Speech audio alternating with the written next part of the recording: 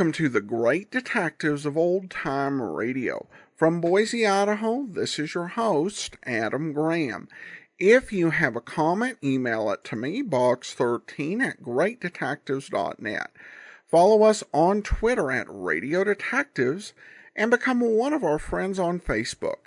Facebook.com/Radio Detectives. Before we do get started, I do want to let you know the program is brought to you by the financial support of our listeners, and I particularly want to thank Tim, who gave a donation through support.greatdetectives.net, and I also want to thank Meg and Rosaline, who became supporters at our Patreon site, patreon.greatdetectives.net, at the Detective Sergeant level, which is a donation of $7.14 or more per month. And that puts us very close, within $20 of being at $200 a month in Patreon supporters. You can support the show one-time basis, support.greatdetectives.net and patreon.greatdetectives.net. And we will be discussing some changes to the Patreon rewards after tomorrow's program, so be sure and listen for that. All right, well, for this episode of Ellery Queen, we are headed down under. As I've mentioned before on this program, many great detective programs and radio programs of all genres, including programs like The Shadow and Superman, were reperformed in Australia. In fact, for many years, Australia had a ban on directly importing foreign-produced entertainment into Australia for fear it would destroy the local entertainment industry. The actor tapped to play Ellery Queen was actually one of Australia's finest, Charles Bud Tingwell. Tingwell was in the early stage of his career at this point. Less than 2 years later, he would head to England and spend nearly 2 decades there doing a variety of work, including voice work, on Jerry Anderson's series, The Thunderbirds, before returning to Australia in 1973. And his distinguished acting career earned him the Order of Australia. He was appointed a member to that, and he was also inducted into the Australian Film Walk of Fame. So he was a very noted Australian actor, though not quite at this point in his career. The original air date on this episode of The Adventures of Ellery Queen is November 19th, 1954. And the title of this program is Nikki Porter Suspect.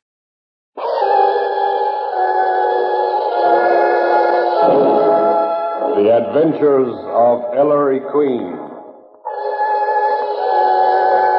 Tonight we bring you another thrilling adventure of Ellery Queen, the celebrated fighter of crime. Representing you home armchair detectives is world-famous personality Gypsy Rose Lee. You'll hear from her later. But now, here's your host, Ellery Queen. Thank you, and good evening, ladies and gentlemen. In tonight's case, my secretary, Nikki Porter, finds herself hunted by the police. She is wanted for murder. I call it The Adventure of Nikki Porter, Suspect.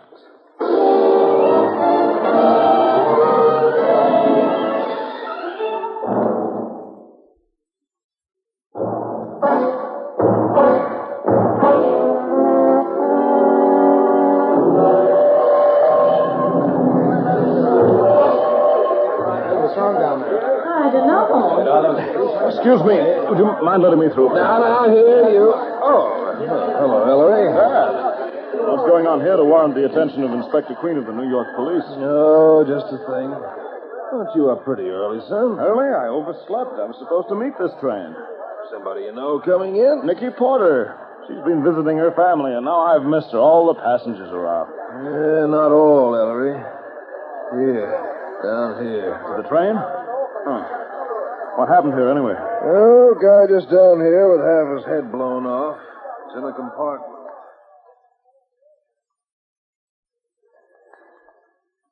Six slugs in his head. Who was he, Dad? Ernie Buffle, Midwest bank robber. Gun taken away, I suppose? But we found these 3 $1,000 bills, Ellery, on the floor of this compartment. Let me see those bills, Dad. Sure. Yeah, I thought so. Look at these serial numbers. These $1,000 bills are part of the money. Yeah, stolen from the Second Commercial Bank of Chicago night before last. Correct. So it was Buffalo pulled that bank job, huh? On the lam with his loot. How much did he get away with that? $258,000. Uh-huh. That leaves only $255,000 we've still got to recover. Yep, looks like it. Is this Buffalo's compartment, C in car 103? No, this compartment was occupied by a lady. The porter noticed her get off before he and the conductor found Buffalo's body. Buffalo had a lower in the next car. A woman, huh? Young? About 5'3" and in her 20s, and pretty. Red hair, wore a muskrat coat, carried a dark blue suitcase, and the compartment is full of her fingerprints. No. Don't touch that compact, Ellery. Oh. The compact belonged to the girl, Dad? Yes, sir. Well, it's easy enough to figure. With this compact of hers, her prints, the description we've got, it's only a matter of time, Ellery. Yeah. Where are you going? Well, you don't need me in on this, Dad. Going to Nikki's place to take your medicine for missing her, huh?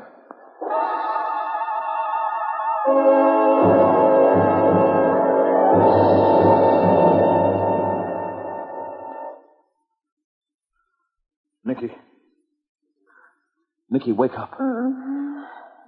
Nikki. Nikki, it's Ellery. Ellery? Nikki, listen to me. Nikki, will you listen to me? I was in Kansas City. Nikki, you left Kansas City. You wired me yesterday from Chicago that you'd arrive in New York at 8:30 this morning. The train? Were you in a compartment, Nikki? Tell me. Compartment? Car 103, compartment C? Yes. Oh, I see. I'm so sick. I ate. Oh, Ellery, what happened? Don't you know, Nikki? I can't seem to remember anything. Well, don't you remember leaving the train? No. Oh, look at me. All dirty. You were in a struggle of some sort, Nikki. Struggle? You suffered a violent physical as well as nervous shock. It brought on a temporary amnesia, Nikki. Struggle? That man. Then you're beginning to remember. Now, when did you first see this man, Buffalo? Buffalo? Yeah, the man with the broken nose, Nikki. He's a criminal wanted for bank robbery. Bank robber? So that's why he... Nikki, he's lying on the floor of that compartment dead, shot to death.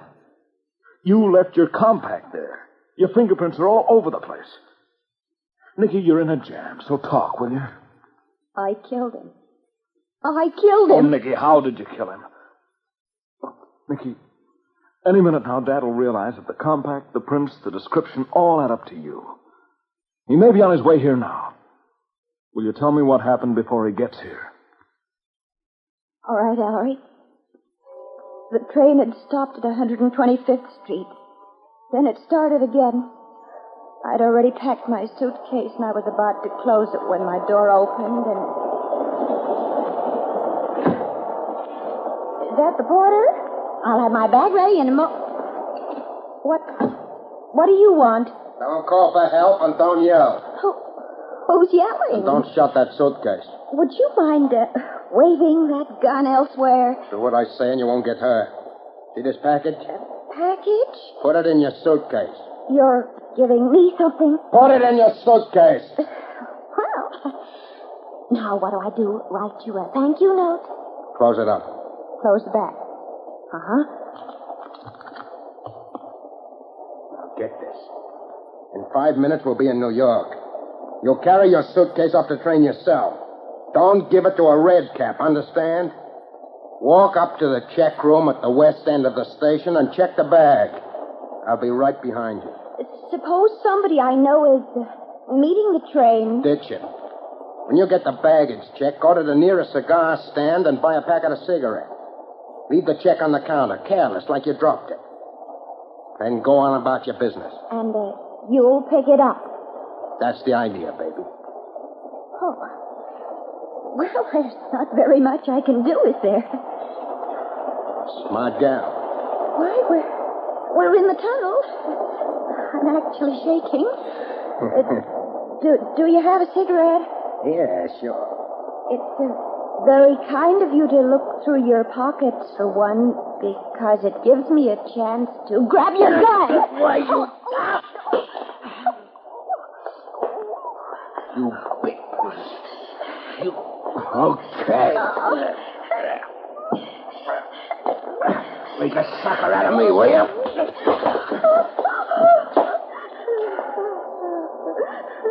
Now, get up off that floor. We're almost in. Get up or I...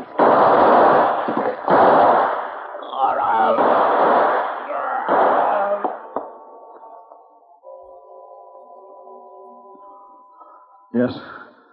Go on, Nikki. All I know is I was reaching for the gun as he was bending over me. That's the last clear recollection I have, Ellery. That and the shots. All in his head. All at close range. I see I brought the suitcase home. Is the package in it, Ellery? No, it isn't, Nikki. It isn't? But there's no question what it contained. The $258,000 Buffalo stole from the Chicago bank night before last. I wonder what I did with it. $3,000 of it was found on the floor of the compartment. And, Nikki, What now? I just found this in the pocket of your fur coat. A gun. All 6 shots fired. I'm afraid, Nikki, this was the gun that killed Buffalo. His own gun. Oh, Ellery. Can't you remember anything? What you might have done with the rest of the money? Or... I only could before the inspector and... Oh, Ellery. The door. The police. The police after me. Now, look, you're to tell Dad the truth. Meanwhile, I'll be backtracking, trying to find the money. Don't give up, understand? Just hang on. All right, Ellery. That's the stuff. I'm coming. Coming, Dad. I'll come right in. Drop the rod. Ellery? You heard him, Bud. Drop the rod. Sure. It's not loaded anyway. I got it, Reader. Yeah, it's Ernie's gun, all right. That was a good hunch, Frank. Following this guy from the station. Jupe, shut the door. Ellery, I don't understand. Who are they? You followed me here from Grand Central? Yeah. We're 3 friends of Ernie Buffalo's. We came in on the same train from Chicago. We hung around the station when Ernie didn't get off the train. You, the baby doll. Come here. Me? What do you want? I spotted you on the train. You were in that compartment. How'd you get Ernie in there? Huh? I didn't. You knocked off my Ernie. Mickey. Steady, Bud. Tie him up. Stand still, will you? Baby doll, before I go to work on you, tell me, what did you do with the dough? I don't know. I don't know. You're lying. Can't you see she's telling the truth? Steady, pal. Ain't quite finished tying you. Girlfriend, I'm going to give you one more chance. Just tell us where you hid that dough from the bank. Okay. Stop it. Can't you see she's fainted? Nuts. Frank, you sure it ain't here? It ain't in the room. It ain't on either of them. Done. Wake up. Wait a minute. Look, I'm Ellery Queen, The detective? and this is my secretary, Nikki Porter. I give you my word, Nikki doesn't know where that money is. Amnesia. She can't remember a thing since she left that compartment. What do we do, Rita? Ah, let's knock out these 2 and blow. We'll find a door ourselves. Where, Frank? But you just gave me an idea, Mr. Queen. You got quite a rep. You're pretty good at finding out stuff. Okay. You find that dough for us. Wait a minute, you nuts. Shut up, Frank. How's it figure, Rita? Why, Jupe, he'll find the dough for us because we're going to be keeping this doll of his company in a nice, safe place. Get it, Mr. Queen? I get it. If you don't, Nikki gets what she gave Ernie Buffalo, but slower. I'm thoroughly convinced, Rita. And you don't get all the time in the world. 12 hours, Queen. That's all. I understand, Frank. How do I get in touch with you? You'll get a phone call at midnight tonight. Cops! Rita, let's scram. Grab the doll, Jupe. Carry her to the car. Come on, baby. Out the bed. Frank, you cover us. Jupe, step on it. Oh, she ain't no pretty pearl. Out the back way, Joe. Come on, Frank. I'm coming. But before I go, Mr. Queen, I'm going to give you something to remember us by. So you'll know we're not kidding. I wish my hands were free. Wait. So here's to midnight. Sucker!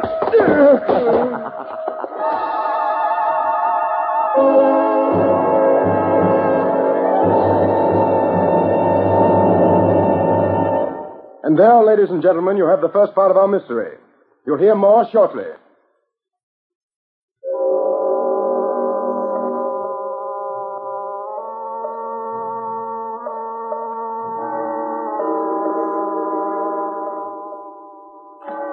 Dad?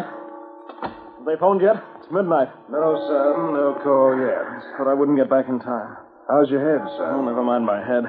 Now, listen, I found the cab driver who drove Nikki from the station. Just a minute, son. Dad, what's the matter? Just 30 seconds ago, look what I found in the suit you were wearing this morning. Oh, that. It's a $1,000 bill. One of the missing bills from Buffalo's Hall. Where did you get it, Ellery? Oh, don't act the inspector with me, Dad. I found it in the pocket of Nikki's fur coat, along with Buffalo's gun. I didn't even tell Nikki about it. I thought you said Buffalo's pals searched you. They did, but I pawned the bill. And after they got through frisking me, I simply put the bill in my pocket. Now, listen. It all adds up I to the... know what it adds up to, Ellery. Once we get Nikki back, I'll do what I can for her, but... Sure. Where's that call? Now, what were you going to tell me? Oh, never mind. What's this, Dad? The autopsy report on Buffalo. Very interesting. What's interesting about... Call. I'll get it. Ellery Queen speaking. Well, How's Nikki? stop stalling. She's okay. So far. Did you find out where the dough is? Yes? Where is it? I'll tell you when I see you, Frank. You and Jupe and Rita. Oh. Will you have the dough with you? No, but I'll tell you where you can find it. Where do I meet you? Nothing doing. I don't like it. Suit yourself, Frank. Goodbye. Oh, wait a minute. Don't you care about the day? You won't let me see her? Obviously, it's too late. Okay. Tell me where to drive. Pick me up at First Avenue and 96th. Here he is, Jupe. Inside. Everything okay, Frank? Sure, Jupe. No cops hiding in his car. Nobody tailed us. I'll guarantee it. Where's Nikki? Not so fast. Rita, I didn't see you there. Where's Nikki Porter? Where's the dough? No, Nikki. No talk. In here. Nikki. Ellery, hi. Hi yourself. You all right? They've handled me like a piece of china all day. Oh, Ellery, I'm so glad. Hold it. So here she is, Queen, still in one chunk. Now, where did she hide the dough? She didn't. What? Ellery, what are you talking about? I was able to trace your movements, Nikki. You carried your suitcase right from the train to a station cab. You spoke to no one. No one came near you. You gave the cab driver your home address. He drove you right there. You got out, and your landlady saw you come in and go to your room. You didn't drop anything. You didn't leave anything in the cab. The bulk of that stolen money wasn't found in your room because you never brought it there. You never took it from the train, Nikki. Then someone else did? Someone else did.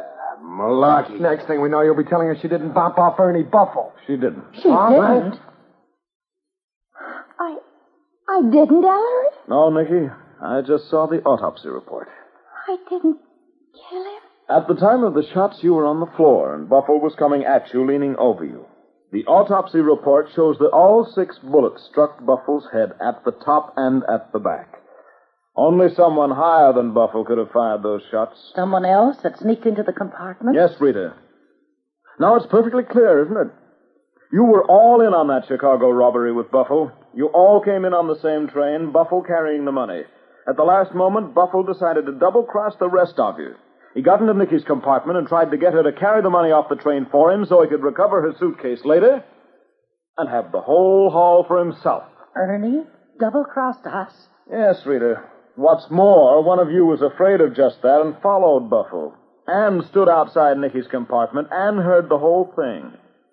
That one entered the compartment, shot Buffalo with his own gun, framed Nikki for the murder, and walked off the train carrying the money, saying nothing to the other two of you. Not only was Buffalo a double-crosser, one of you three is a double-crosser, too. Where's that 254 grand, Rita?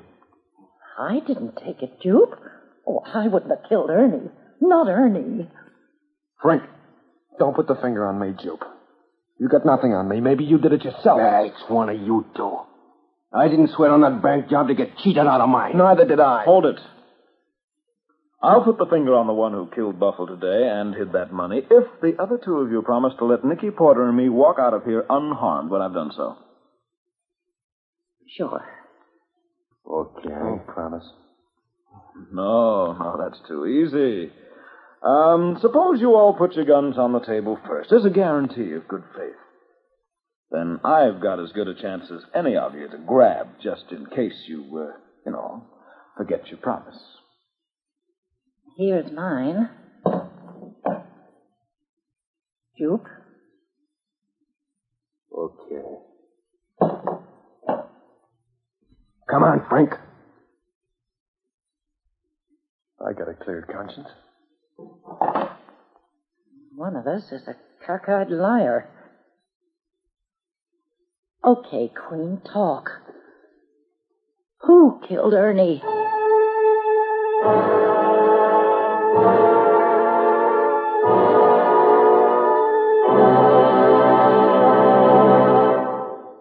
And there, ladies and gentlemen, you have the mystery. Nikki, would you introduce our guest armchair detective? No, sir. Nikki's still a little shaky, so I'm going to help out while Nikki rests. Dad, is that the real reason you want to be in on this interview? Why, of course, Ellery. Well, anyway, it's a very great pleasure to introduce our guest for tonight, that world-famous personality currently appearing at the Palladium Theater in Sydney, Miss Gypsy Rose Lee. Well, welcome to the show, Miss Lee. Well, thank you, Ellery. And thank you, Inspector. Yeah. Good evening, ladies and gentlemen. Of course, Ellery, you're much more fortunate than I am. You have your wonderful father to help you solve your solutions. Yes, Miss Lee, I am. I'm very fortunate. However, before we proceed with your solution to the mystery, we'd all like to meet you personally. Yes, indeed. Well, you've certainly been a smash hit at the Sydney Palladium. Are you visiting any other Australian cities, Miss Lee? Oh, I wish I were, but I'm going to have to get on back home, I'm afraid. Although we'd like to play Adelaide and Melbourne, and particularly Perth. Uh-huh. I'd love to see Perth. People have told me it's so beautiful. Well, then, we'd... Miss Lee, how do you like the audiences here? Oh, I think they're just simply wonderful. I think you're pretty cute, too. You know that? Well, that's really... Miss Lee, of course, you're a well-known mystery writer yourself, too, aren't you? I mean, I've read your mysteries. Mother Finds the Body and the Striptease Murder. Oh, they're wonderful. Well, thank you, honey. Actually, you know, at home, the Striptease Murders wasn't called that at all. It was called the G-String Murders. But they figured that in Australia they wouldn't know what a G-string is, so they'd probably think it was something to do with a violin. So they changed it to Striptease Murders. I see. Well, you're quite a... Yes, I think that's marvelous, Miss Lee. And do you have any particular hobbies outside the theater and writing? Well, yes, I have. What is your favorite hobby? Well, I could sort of match it, maybe, and we could compare hobbies. Indoors or outdoors? Well, wherever you like. I like to collect stamps. Yes. Philately is one of my hobbies. In fact, I'm thinking of taking it up full time, aren't I, Ellery? Wasn't I talking to you just the other day? I guess so, Dad. Yeah, sure.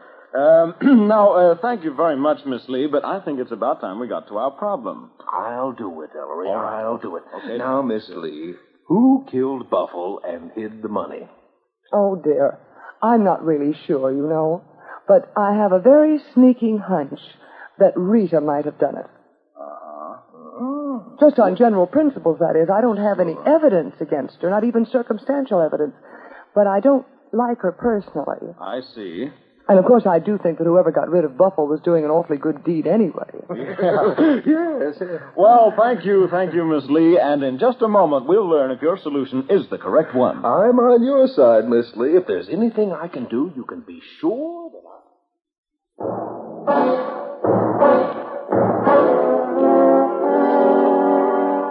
Rita, how much money was in that haul? $258,000. $258,000.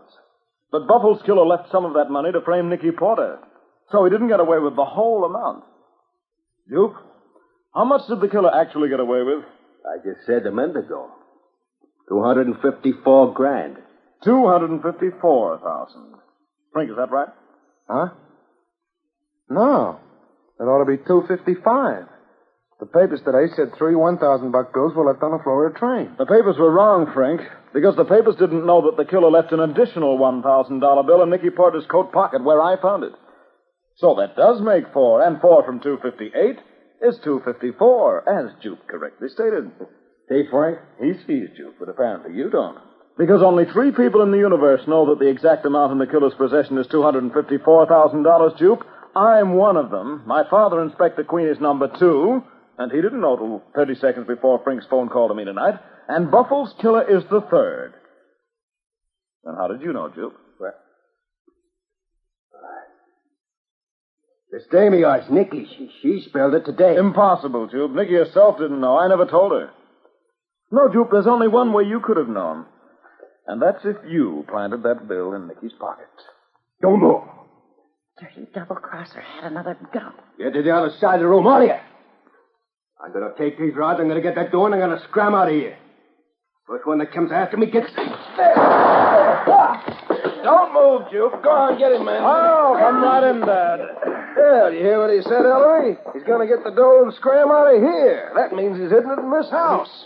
Men, search the house. Okay, come on, you. Take these 2 cuties in, too. Come on. Nikki, I can't tell you how I feel thinking all day today that you... Oh, Nikki, will you forgive me? Why, Ellery, it's the inspector. When did he get here? Huh? Good grief, Dad, it's another attack of amnesia. Oh, nonsense, son. She's just out on her feet. Come on, honey. We'll take you home. Grab her under the other arm, Ellery. Easy does it, Dad.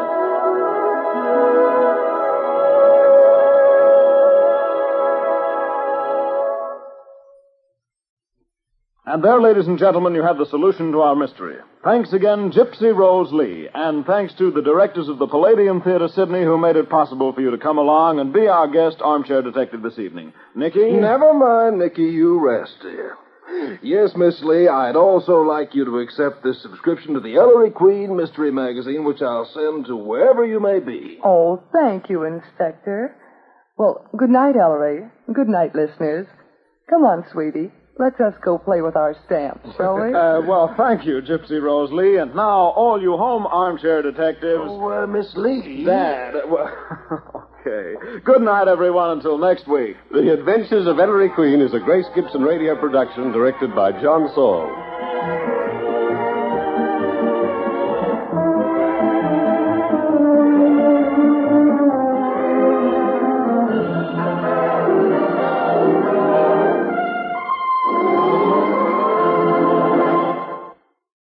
Welcome back. Well, the episode title was a bit of a misnomer, though it was taken from the American series. But Nikki's biggest concern in this episode wasn't so much being a suspect as it was being a hostage. And the final clue was a bit disappointing, and you can hardly blame Gypsy Rose Lee for getting it wrong, because the key clue was a verbal slip that Ellery obtained after the challenge to the listeners. So as they might have said in Australia, and certainly other parts of the English-speaking world, that was hardly cricket. The acting was good, though I have to say, I think Tingwell may have had the deepest voice of any Ellery Queen actor we've heard.